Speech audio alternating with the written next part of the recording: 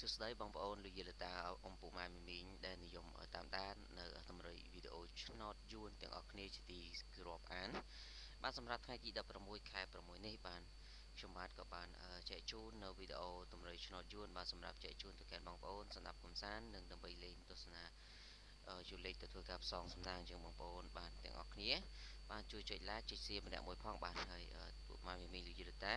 សម្រាប់អសមិញគឺយើងបានចូលច្រើនដែរបាទសម្រាប់បងប្អូនដែលបានឆាតមកសុំលេខបាទអញ្ចឹងពួកម៉ែមីមីលោកយាយលោកតាសម្រាប់ថ្ងៃទី16ខែ6នេះបាទខ្ញុំបាទក៏បានរៀបចំនៅតម្រុយឆ្នោតយួនទាំងយួនថ្មីនិងយួនចាស់ដោយសពម្ដងអញ្ចឹងសម្រាប់ឆ្នោតយួនថ្មីម៉ោង10កន្លះសម្រាប់ថ្ងៃទី16នេះបាទតម្រុយដែលខ្ញុំបាននឹងធ្វើការចែកជូនទៅកាន់បងប្អូនយកទៅធ្វើការផ្សងសំណាងគឺបងប្អូនសូមធ្វើការលេងខ្ទង់9និងលេងខ្ទង់30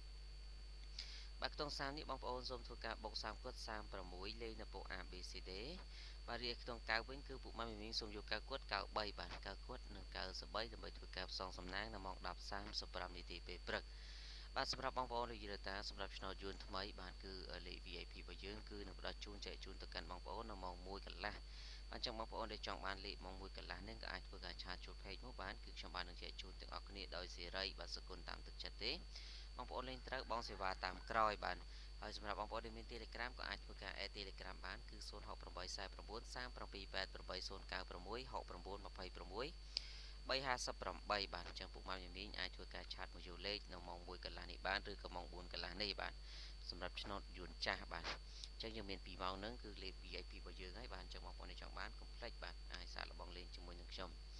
បាទសម្រាប់ម៉ោង6:35នាទីសម្រាប់ថ្ងៃទី16នេះបងប្អូនពួកម៉ាមីមីងយើងលេងខ្ទង់7និងសូមធ្វើការលេងខ្ទង់